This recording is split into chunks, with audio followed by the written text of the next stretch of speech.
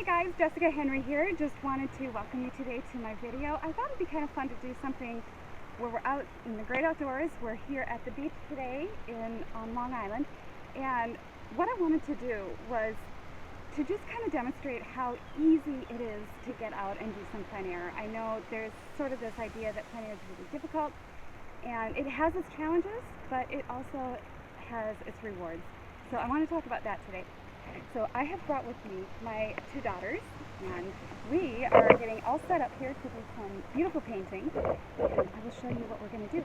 I'm going to actually do a little bit of a demo first on my painting, but first I'm going to show you how we have everything set up, and you'll see how easy it is. Everything they had, they carried in their own backpack, so I'm going to bring the camera over here. And so these are our outdoor painting easels, and each one folds up and fits inside a backpack. And it comes with a tripod, the palette mixing case, and then the upright holder, canvas holder thing. And that is, this setup is from James Coulter, and you can order these through artboxandpanel.com. Alright, so I bring just minimum colors, I bring my easel, and I bring my canvases to paint on. And then I have just a little bit of gamsol, turpentine, whatever you use for a thinner solvent. And then I also use a little bit of linseed oil. I really don't pack very much more than that, other than just some basics. I do have paper towels, garbage bag, I have sunblock, water. I always wear a hat, and no sunglasses, because that will affect your perception of values and colors. So we have our brushes, and we're pretty much all set. I'll show you a little bit up closer so you can see where we're going. And this is my daughter, Abigail. Hi. She modeled for me in my last video. And we have her set up here, and she's going to talk about that. And then this is my other daughter, Naomi, over here. And hi, baby. She didn't want to do an oil painting plein air today, so she chose to bring her watercolors. And she's got everything she needs in a backpack, and she just puts it on and carries her chair. And so I will have her do a little intro here on what she's doing, and you can see just getting out, even with kids or hanging out at the beach today, whatever. It's so easy and relaxing, fun to do. Okay, so I'm going to get things set up here. I'm going to finish setting up my palette, and then we will do a quick demo on how to get started. This is Abby setting up the easel. She sets the tripod up first, and then gets the top panel attachment attached to the tripod, and then the panel box just slides on.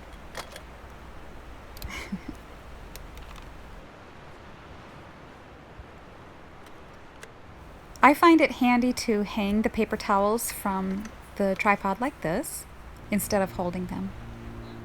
And then I just use some linseed oil and gamsol as my mediums.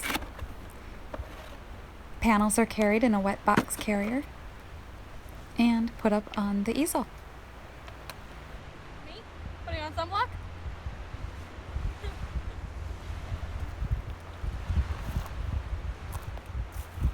Okay, what I want to show you here is my palette. I have titanium white, cadmium yellow pale, yellow ochre, burnt sienna, ultramarine blue, phthalo green, and alizarin crimson.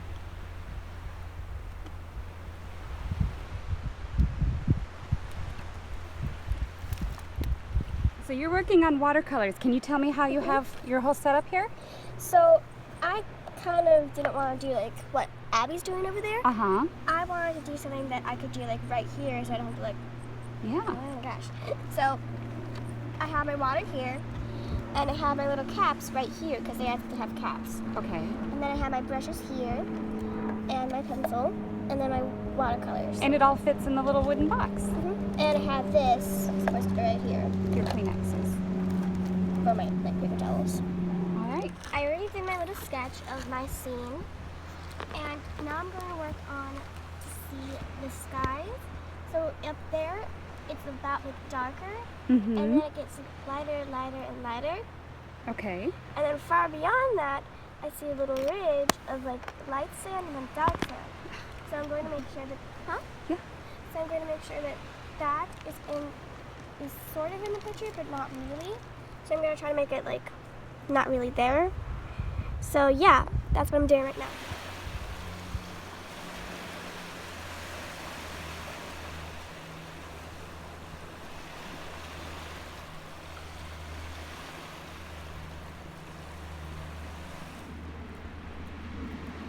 All right, so what are you doing here, Abby?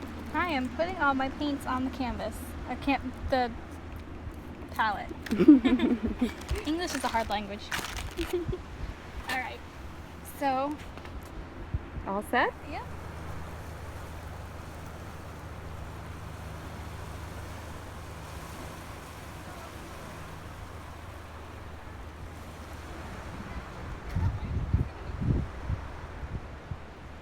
Okay, so sometimes I bring along my umbrella and a separate tripod so that my palette and my canvas panel are in the same value range, and it casts a nice shadow. Plus, I have really fair skin, and just being out in the hot sun gets really tiring after a while. So the umbrella is a lifesaver.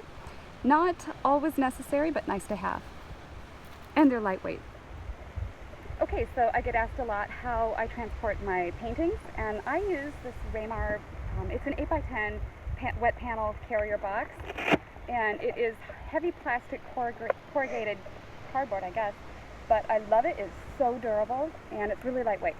So I keep my panels in here, and they just fit in the grooves. I just pull one out as needed, and when these are wet, I can slide it right back in. And you can get up to 6 of these 8x10s back to back. These are 1/8 inch thick. And for just these little studies, I just did a couple coats of acrylic gesso. That's how I carry them. Okay, so we're going to paint the scene up here of the cliffs and a little bit of the water. Before I get going on plein airs, especially when time is of the essence and your life's going to change, you don't know what the weather conditions are going to do, I always do a thumbnail sketch. It helps speed up the process, and it kind of already gets my brain going in the direction that I want to go in with my painting. So when I go to approach it on the canvas, I already kind of have a game plan and know what I'm going to do. Okay, so I have, to help me with that, one of these view catchers, and on the sides here are little numbers of the sizes of standard canvases. So I have an 8x10, so I'm going to slide my view window down to the 8x10 mark, and that is the exact ratio of my canvas. So I'm going to take my little tiny drawing book, and you can get these. I got these at Michael's for 88 cents. I don't know if they still have them. It might have been a special offer, but just look around. These are super handy, and they just fit really into any backpack. So I lay my square on here, and I take my pencil, and I'm just going to draw my little square. So I might make a few of these in case I want to try a vertical format like that. Ab, you want to do that along with me? Sure. Okay, so when I'm looking ahead here, she's going to get set up doing hers. We're going to do this step by step so that it's really easy and you can see just sort of the game plan of where we're going with this. And so I'm looking ahead here, and I can even just take my fingers and kind of map out where I want my scene to go. And I do want a little bit of that cliff and the water and sand and rocks. And I'm kind of thinking in thirds. Doing something in thirds makes it a little bit more artistically balanced. So on my sketch book here, I'm going to just sort of think, well, if I give it about the sand about that much attention and the cliffs about this much, I'm already dividing my canvas into thirds, if you can see that. Canvas water line, let's say it's about there. And the cliffs, I'm going to bring to about there. And they'll come up this way. Maybe I'll divide it up there. And then I've got some faraway shore over there. And then I'm thinking about values. So these cliffs here are going to be a little bit darker. And the rocks on the beach are going to kind of be a lead in for the eye, like this. And then the water will be a medium tone value. Same with the sky, a little bit of the sky. That'll be a little bit lighter. So I'm already kind of thinking ahead of where I want to go with this. It doesn't have to be perfect. I mean, seriously, 1 or 2 minutes on a thumbnail sketch is all you need. If you don't like it though, do another one. Try it in a different format. Maybe you want to go vertical and give yourself 2/3 land and 1/3 sky. And then I break it up with maybe about the 1/3 division here. So I could do my cliffs like this, the sand coming down and around this way, and this is all water and shore in here. So you can just play with different ideas, and when you're satisfied with your sketch, then you're ready to start. I have my canvas here. It is, like I said, it's just an 8x10, 1/8 inch masonite panel, which is gessoed. I have my sketch. I am going to go with the horizontal format for my sketch because I liked it better. Abby got hers all sketched and she's ready to go. So what I'm going to do is I have my paper towel and I have a very inky soupy mixture of burnt sienna and ultramarine blue and a little bit of yellow ochre. And it's inky so that I can just sort of draw on exactly what I had already calculated in my thumbnail sketch. So Abby, you're going to draw along with me on your canvas just to get a good idea of where we're going to go with this. So you do what I'm doing. What were the colors you said again? Burnt sienna, ultramarine blue, and a little bit of yellow ochre. So we had talked about dividing this into thirds. I'm going to go down this way, and then the cliff is going to be right about in this area, with more cliff coming down like this.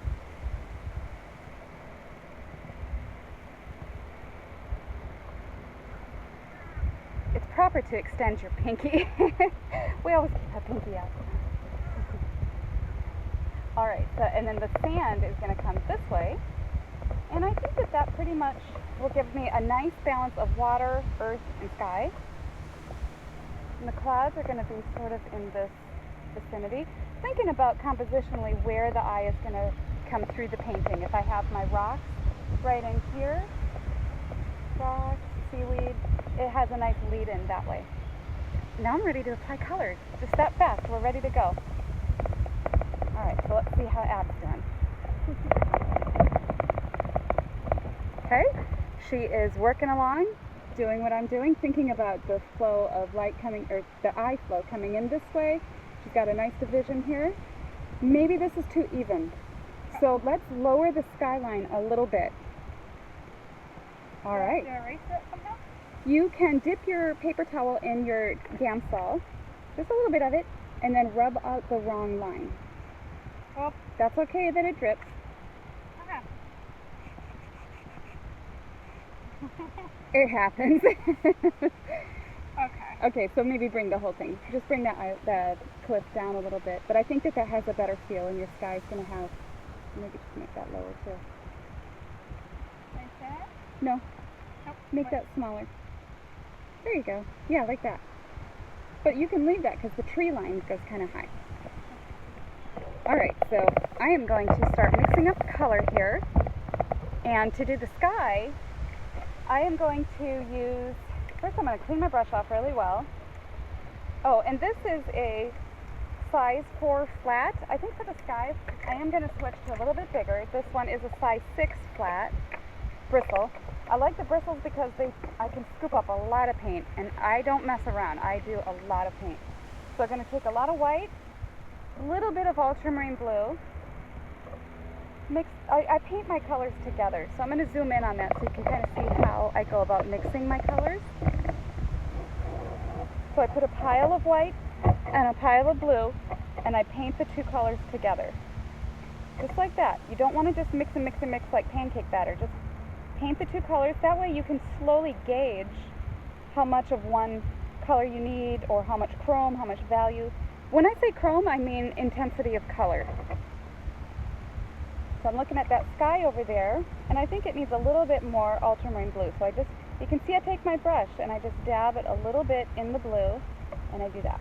And this is linseed oil over here on the side of my palette box. If you can, yep, you can see that. So that's linseed, and I just dip the corner of my brush in a little bit to get some of that, just because I want this to be a little bit more thinner so that I can get it on, get a little more better coverage.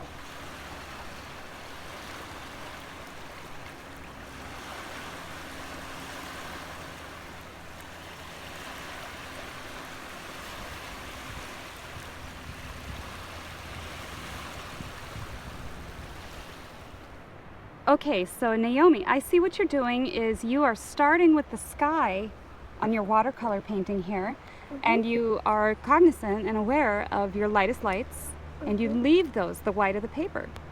And so I'm impressed with your value choices for your background colors over there. I think that that's very nice and subtle. It looks very close to that background over there. Awesome job. So I see your palette here, you're mixing up. What are you working on next? First, I'm going to do some of this color to do the sand, because the sand is very light of this. So when you want to get light colors, you just add a lot of water to Yeah. get very light. Oh, You don't good want job. to add white because white, you can't add white with watercolors. yeah. All right, so you are just mixing a light sand color because that's the next thing on your agenda. So you're working from the farthest away back to the foreground. All right, so you're going to do the sand and then the water, right? Great job. We're going to put in the sky, and I always start at the top. So Abby, you can just start at the top. Don't worry about the clouds yet because we'll add those later. I like to think of clouds as being just sort of added on top of the sky. When you paint skies, the top part of it here is like a warmer, almost purpley blue. I'm going to get some more oil on there. And then as you get closer to the horizon line, it turns into a warmer, more turquoise blue. And that is usually achieved by, get this, adding phthalo green. If you add phthalo green to your mixture of your sky color, just the tiniest dot, just wipe your brush off because you got way too much on there. There you go.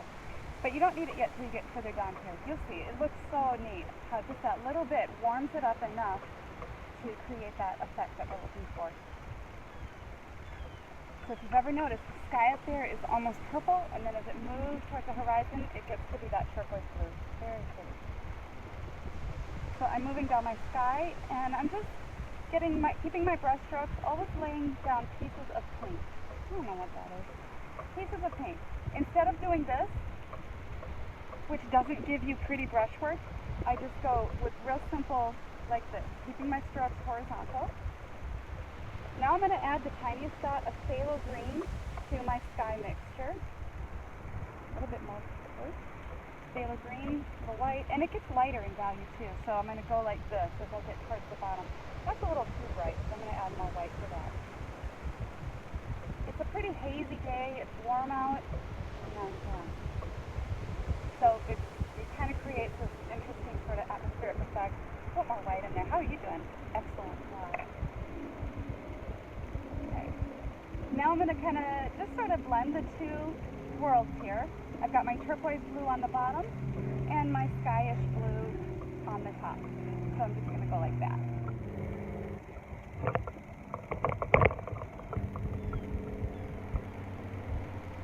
So that's the base for my sky, and then I'll show you how I'm going to get some clouds in there. I'm going to paint off the brush. Okay, good, Abby, you may want to add a little more white to that. Okay, so those clouds, instead of just going straight white, I'm going to add the tiniest dot of yellow ochre to that mixture. Just the tiniest bit to warm them up a little. And remember, I did have those lines on here that were sort of going in this direction, because I want the eye to travel in the painting and then out that way.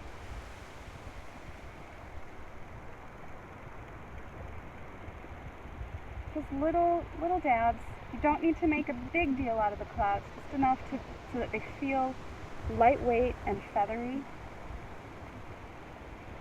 Sort of roll the brush like that. And the bottoms you want to just kind of feather off into the sky. Sort of suggest them over there. And you can lay your brush on the side to get some other strokes like that. And as the clouds go away down there, they get smaller and smaller. Okay. Let's just hit this up over here with a little bit brighter white. And I add a little touch of cadmium yellow pale to these clouds just to really make them sparkle. Brush? No, I'm still using the same size 6. I'll probably use it for most of this painting. All right, and that light, airy, and breezy. Okay, let's see how Ab's doing. All right, good job. You may want to just brighten this up with a little bit more white. So take some white like this. You're doing great, And just lay it down like this. And then you can blend that just a little bit up into the paint that you already have there. All right. Just like you're in one of my workshops. With the clouds? Yep, it's okay. We'll wait. I'm going to pause it.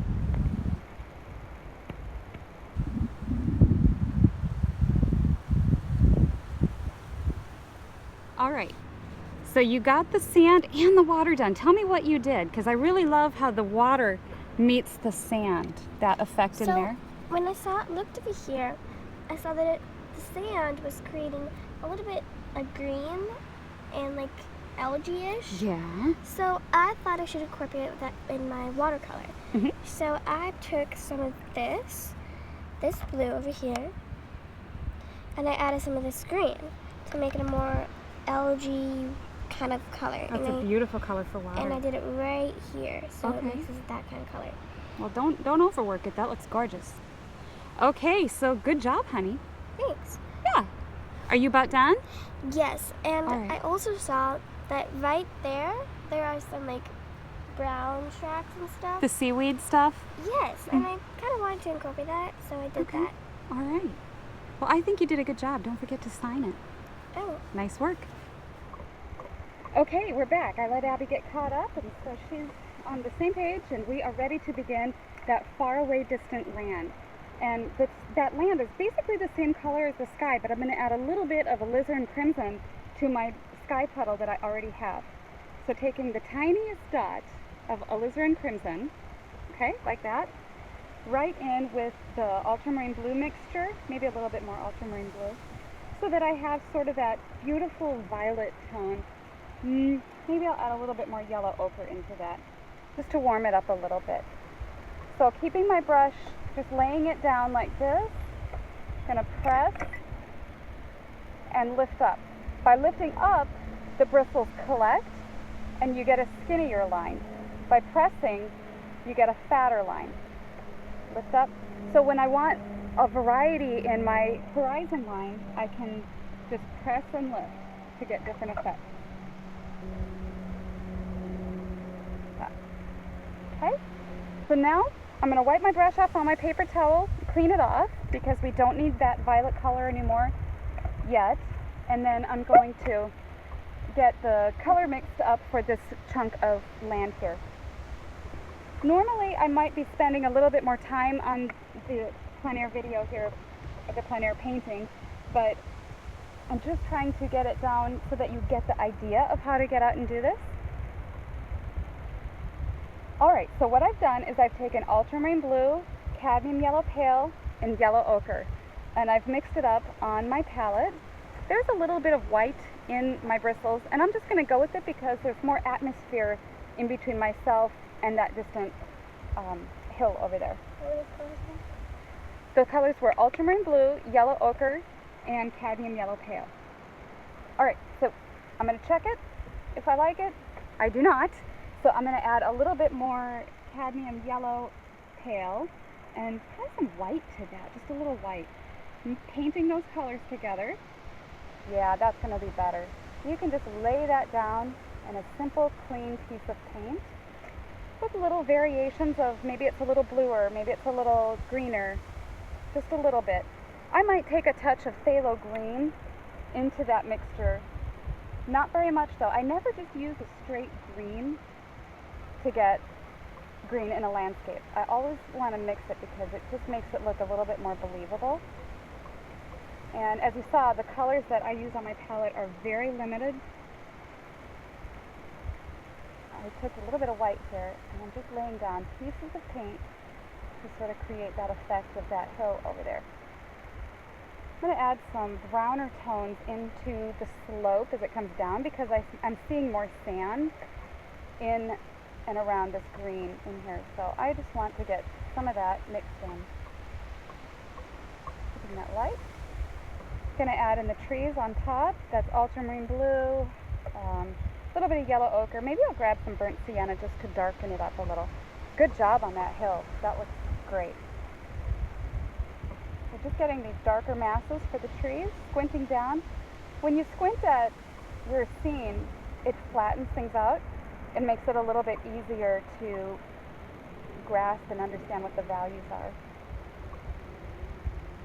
So there is my skyline, the trees, just sort of suggesting where the trees meet the sky, just sort of softening those a little bit. A little bit down here. All right, I need more paper towels. Can you hand me some paper towels? Like 5? Thanks. Thank you, dear. shove the rest in my back pocket.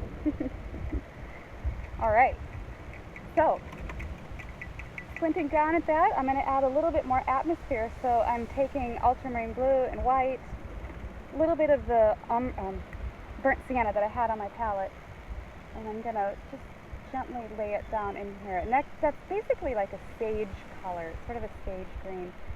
Taking a little cadmium yellow into that, just a teeny bit. I'm going to add it to the top of my cliff because the sun is hitting it up there, and that gives it a really nice effect. Alright, now I'm going to make a gray for those distant rocks, taking burnt sienna, ultramarine blue, and some white. I'm going to lay that down in simple pieces like that. Maybe a little bit more white. You following along? Good job. Okay, like that. And since I have this rock color on my brush, I'm just going to lay down the other rocks as they come at me here. And then I'll paint the sand around these. You can mark those out with just a few quick dashes. Just about like that. Get my Bob Ross on. We're going to paint some happy little ocean waves today. Good job, Dad. Okay, so satisfied with that, I'm going to get this cliff here as it comes a little bit closer. That is darker green, so I'm going to grab some more ultramarine blue and yellow ochre. And I'm just going to quick lay down a mass in here where I see that value is. Like that. We don't need to get really carried away with all that detail because I don't want that information to really shoot the viewer off the canvas. I'm just going to keep that really simple there. Like that. I'll probably just add a little bit of information for the trees just so that they have sun shade there. Just a little bit of lighter green. Alright, I'm going to grab some sand color, and to do that sand color I'm going to mix some ultramarine blue, burnt sienna, yellow ochre, and some white. That looks beautiful. Doing great. Yep. As you can see, this process is really just, it's just really a matter of getting out there and enjoying the water and the waves. Laying down pieces of paint. And that's what I'm doing back here. That piece of sand back there where the rocks come down to the water. Maybe a little bit up on top of that cliff. But with plein air, it's not about getting an epic masterpiece. It's more about capturing the light and air and atmosphere of a place, the color. So that's my objective. Alright, just going to lay down the sand color in here. I'm just going to put this whole batch of sand color in here, and then into that I can add a few subtle variations and the sand stuff as I see it.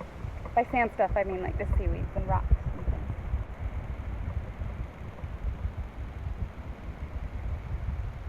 Okay, so that is fine.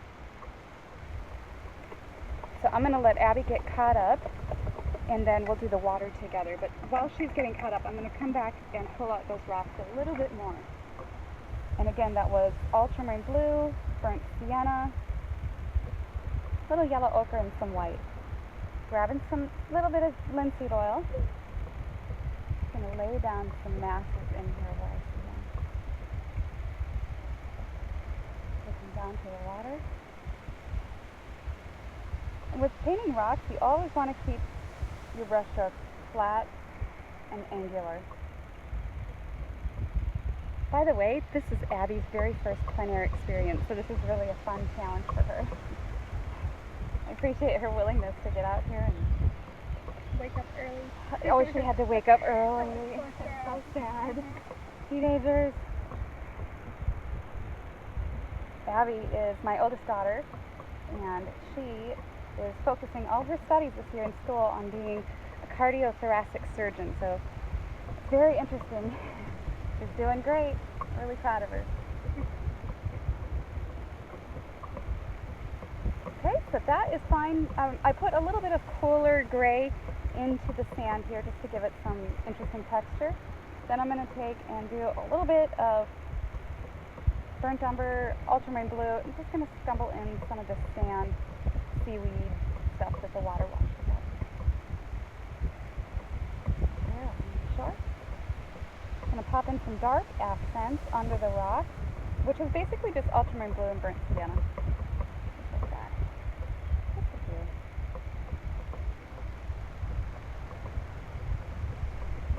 All right. So I am going to stop here, let her catch up, and then we'll do the water. Okay, so like I said, this is Abby's first attempt at plein air. She's got this beautiful, thick, juicy, impressionistic approach, and she's getting a pretty good scope of the colors and value ranges that we're looking for in a plein air. So I'm really pleased with her progress. I think this is a lot of fun.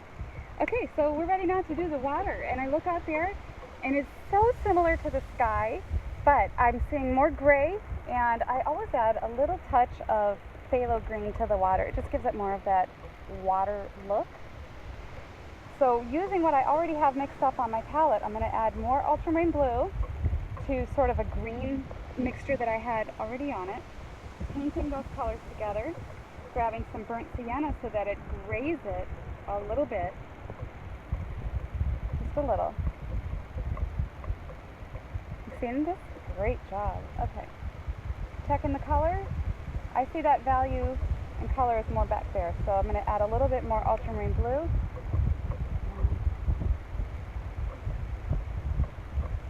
Dragging that line right across. Lifting up as I get to the shore because I don't want it really stuck. Looks like it's a little crooked, so I'm going to adjust that.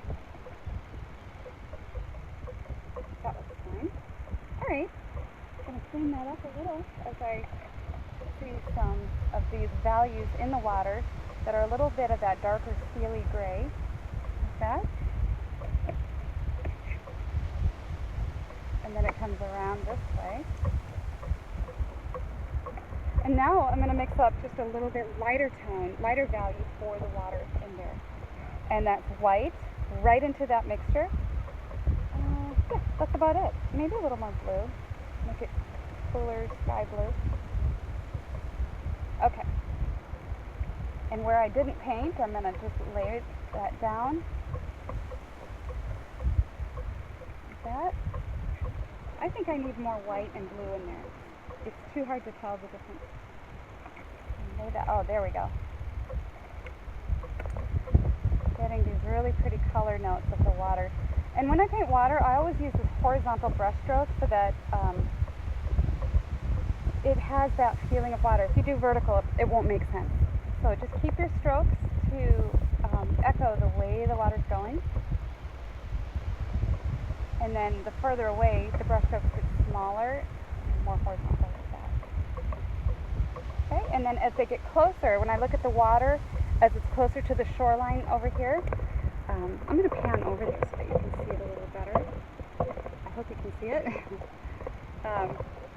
I'm seeing more yellow ochre and burnt sienna in there. Good job, Abby. Beautiful paint. Okay, so let's add some more yellow ochre into that water right as it comes down here. And that'll have that feeling of sand under the water that we're looking for.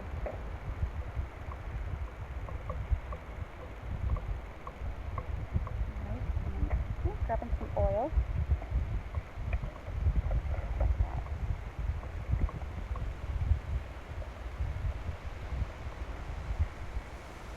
Okay. And then I'm going to add some white with my dirty brush that already had that greenish color, just grabbing some white down in here just to lighten the value a little bit. Okay. Now, our water is almost done, and I really like where it's going.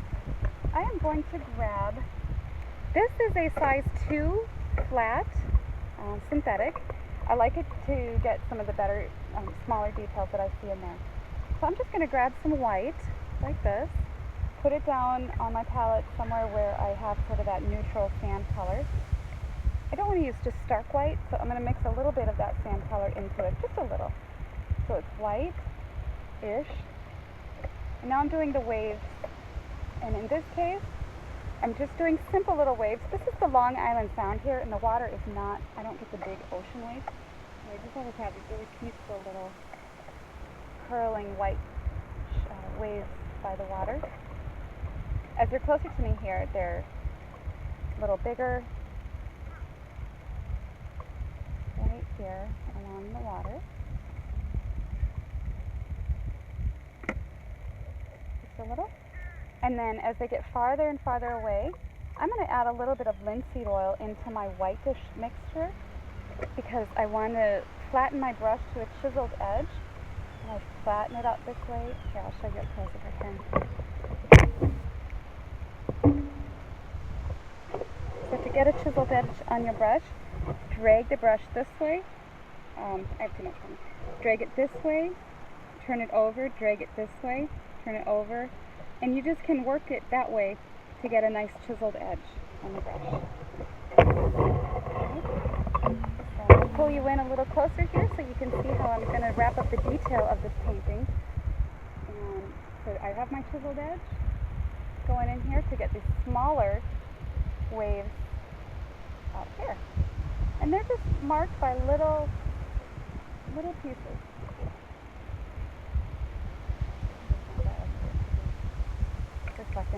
Because remember, my eye is being drawn in this way, so I want this to be really interesting and beautifully painted there. And soften the edge of that. Right now I'm just wrapping up some of the details of this painting.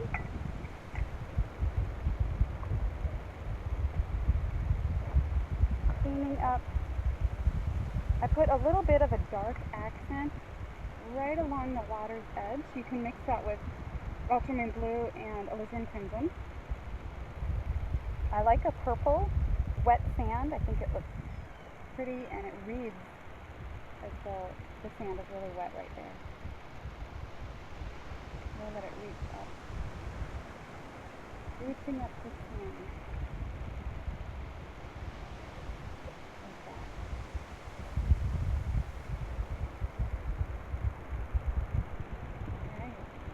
A few highlights on these rocks, and some texture or form.